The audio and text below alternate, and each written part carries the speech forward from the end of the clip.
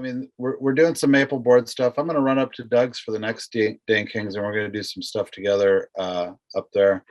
But I thought I'd go over some of my thoughts on maple board refrets. I get a lot of emails from people, and I've had like 5 or 6 where it's like, "Hey, I just pulled some finish off my fingerboard with tape.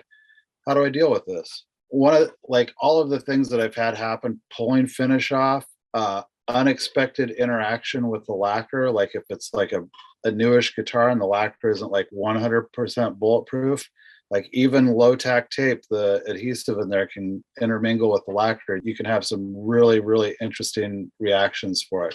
So things that I do though, like if I do have to put tape on a guitar, like I'll put it on my, the tacky side, even with low tack tape, put it on my shirt, really, really break it down. And then I'll sometimes what I'll do is I'll fold edges over and then make sure that I'm taping onto parts like maybe I tape onto the fingerboard and like it's really stuck onto the fingerboard, and then just kind of loosely stuck over the edge of the fingerboard if I'm like trying to mask it off for spraying or something like that. The other thing too is like people go, blue tape, low tack, great.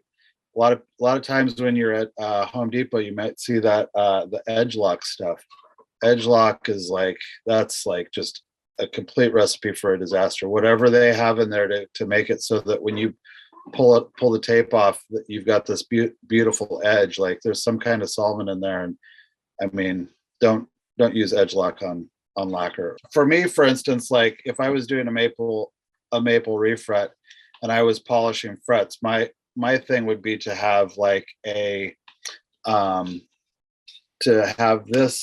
StewMac fret guard, and then I've got this nice tape overage, so it's nice and wide, and then I can put it on here and work on this and use like a drill for polishing, or really roughhouse this and steel wool it if I want, or hit it with 2000 grit sandpaper, and I'm just not ever in risk of like going over and kind of messing with the patina on the finish as it stands.